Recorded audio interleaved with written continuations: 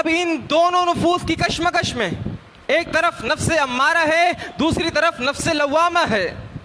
نفس امارہ جب نفس لوامہ کے اوپر غالب آ جاتا ہے شیطان خوش ہو جاتا ہے، میرا کام ہو گیا، میں نے اس کو برائی کے راستے کی طرف لے کر کے جانا تھا، برائی ہو گئی، مجھے اس سے زنا کروانا تھا، زنا کر لیا، جھوٹ بلوانا تھا، جھوٹ کہہ دیا.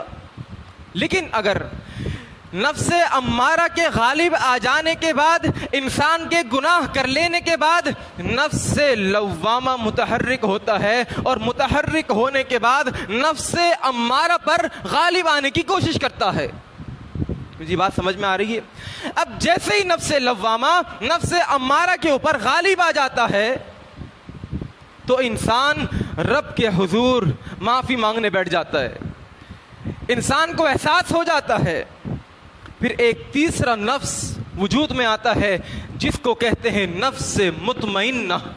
جب انسان اس دنیا سے پھر رخصت ہو کر کے جا رہا ہوتا ہے، جب انسان کا اس دنیا سے وصال ہو رہا ہوتا ہے، پھر اس کو یہ خطاب ملتا ہے، یا ایتھا النفس المطمئنہ ارجعی الی ربک راضیۃ مرضیہ. اب جب شیطان یہ دیکھتا ہے میں اتنی کوشش کرتا ہوں اس انسان سے گناہ کروانے کی، گناہ کرنے کے فوراً بعد نفس لوامہ غالب آ جاتا ہے اور یہ انسان توبہ کر لیتا ہے، شیطان کہتا ہے، توجہ فرمائیے گا، شیطان کہتا ہے اہلکتہم بالذنوب، میں انہیں گناہ کروا کر ہلاک کرتا ہوں. لیکن اس انسان نے یہ کیا کہ فَأَهْلَكُونِي بِالْإِسْتِغْفَارِ، اس نے رب کے حضور بخشش طلب کری، اس نے استغفار کیا، اور استغفار کرنے کے بعد اس نے مجھے ہلاک کر دیا. اللہ اکبر. اب جب شیطان یہ دیکھتا ہے کہ اس کا جو 3 نفوس کے اوپر سسٹم ہے، بڑی توجہ فرمائیے گا، اگر یہاں یہ پوائنٹ سمجھ میں نہیں آیا تو اگلی گفتگو سمجھ میں نہیں آئے گی. ان 3 نفوس پر مشتمل جو سسٹم ہے، اس سسٹم کا دوسرا نام احساس ہے. کیوں جی؟ نفس لوامہ ملامت کیوں کرتا ہے؟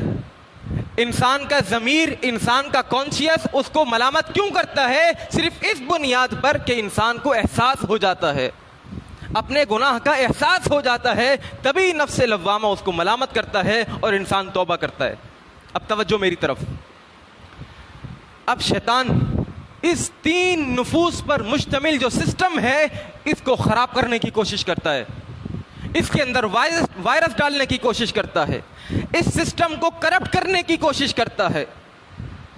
اور اس سسٹم کو خراب کرنے کے لیے شیطان 2 طریقے اپناتا ہے. بڑی توجہ.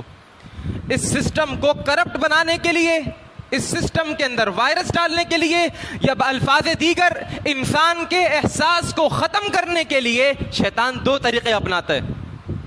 نمبر 1، وہ گناہ کو نیکی بنا کر پیش کرتا ہے.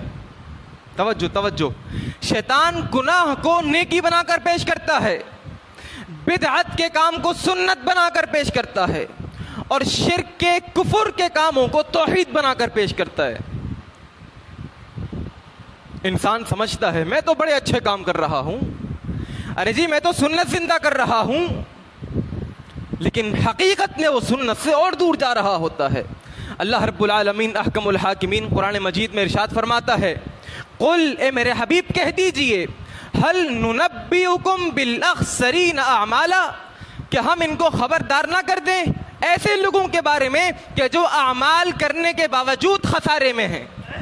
دیکھیں، ایک ہے عمل نہ کرنا، ایک ہے عمل نہ کرنا، اور ایک ہے عمل کرنا اور عمل کرنے کے باوجود خسارے میں رہنا. دونوں میں فرق ہے. رب فرماتا ہے هل ننبئکم بالاخسرین اعمالا، ہم ایسے لوگوں کے بارے میں خبردار نہ کر دیں کہ جو اعمال کرنے کے باوجود خسارے میں ہیں، نماز پڑھنے کے باوجود خسارے میں ہیں، حج کرنے کے باوجود خسارے میں ہیں.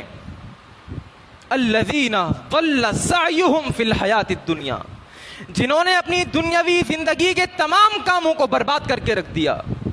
وہم یحسبون، اور وہ یہ سمجھتے ہیں، وہ یہ سوچتے ہیں، انہم یحسنون صنعا، یہ تو بڑے اچھے اچھے کام کر رہے ہیں، یہ تو انسان کی فلاح و بہبود کے لیے کام کر رہے ہیں، یہ تو بڑے اچھے طریقے سے سنت طریقے کے اوپر نماز پڑھ رہے ہیں، وہ صرف گمان کرتے ہیں، ایسا ہوتا نہیں ہے۔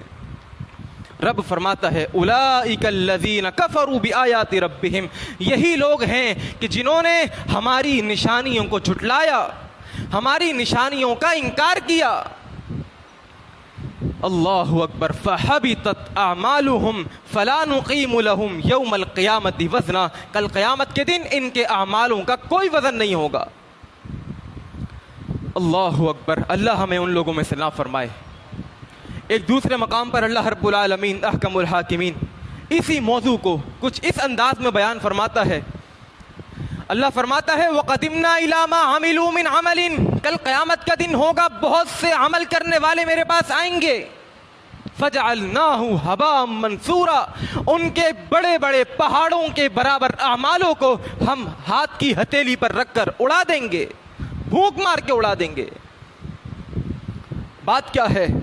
سورۃ الاعلیٰ کے اندر رب العالمین فرماتا ہے عاملۃ ناصبہ، عمل کر کر کے تھک گئے ہوں گے، تسلا نارن حامیہ، کل قیامت کے دن ان کو دہکتی ہوئی بھڑکتی ہوئی آگ میں پھینک دیا جائے گا۔ کیوں؟ وہ جو شیطان نے اس سسٹم کو خراب کرنے کے لیے، اس سسٹم میں وائرس ڈالنے کے لیے اور اس سسٹم کو کرپٹ کرنے کے لیے جو پہلا وار مارا تھا، جو پہلا تیر مارا تھا، اس میں وہ کامیاب ہو گیا۔ اس نے گناہ کو نیکی بنا کر پیش کیا، اس نے بدعت کو سنت بنا کر کے پیش کیا، اس نے شرک کو کفر کو توحید بنا کر کے پیش کیا اور وہ کامیاب ہو گیا۔ یہ پہلا وار۔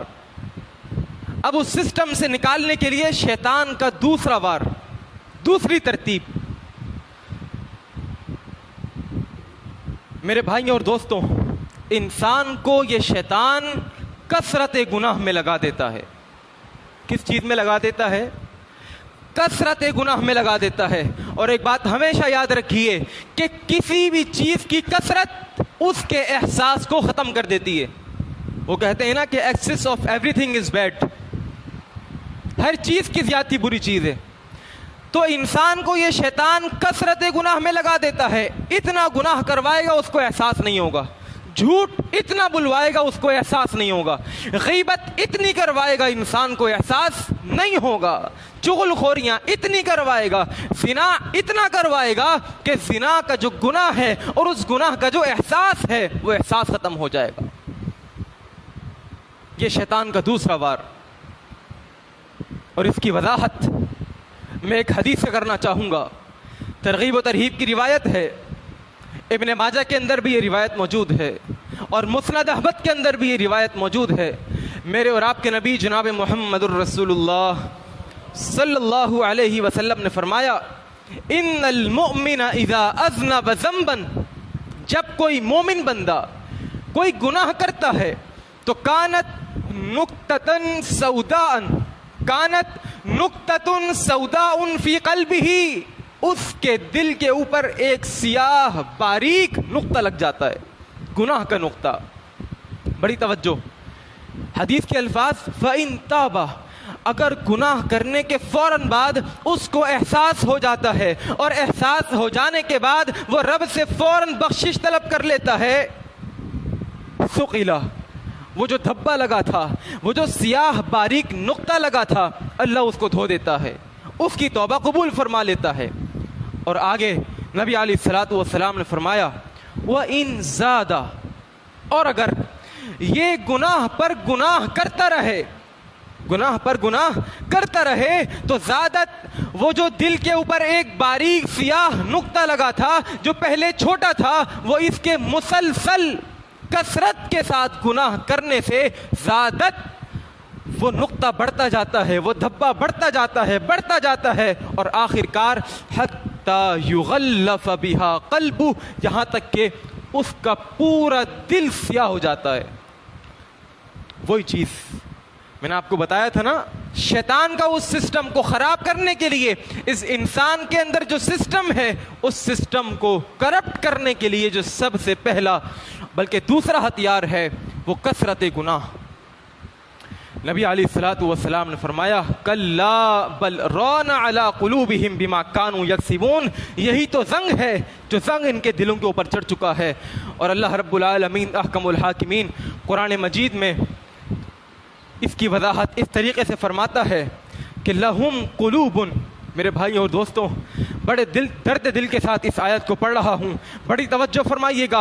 रब फरमाता है लहुम कुलूबुन, उनके पास दिल तो होते हैं, ला यफ़क़हून बिहा, वो हक बात को समझते नहीं हैं। वलहुम अयुनुन, उनके पास आंखें होती हैं, ला युबसिरून बिहा, लेकिन उन आँखों से वो हक को नहीं देख सकते। वलहुम आज़ानुन, उनके कान तो होते हैं, ला यस्माऊन बिहा, हक की बात को तस्लीम नहीं करते। उलाइका कल अनआम, ये तो जानवरों की मानिंद हैं, बल हुम अज़ल, बल्कि जानवरों से भी बदतर हैं। और एक दूसरे मकाम पर रब फरमाता है, इस पे तो अल्लाह ने हद ही कर दी। रब फरमाता है, एक कायनात के लोगों, इन्नहा ला तामल अबसार, they are not blind from their eyes, वलाकिन तामल कुलूबुल लती फिस सुदूर, but they are blind from there hearts. ये आंखों के अंधे नहीं हैं, बल्कि ये लोग अपने दिलों के अंधे हैं। इनकी जो दिल की आंख है वो आंख अंधी हो चुकी है। अल्लाह हमें उन लोगों में से ना फरमाए। अब तक की गुफ्तगू से ये बात वाज़ेह हो गई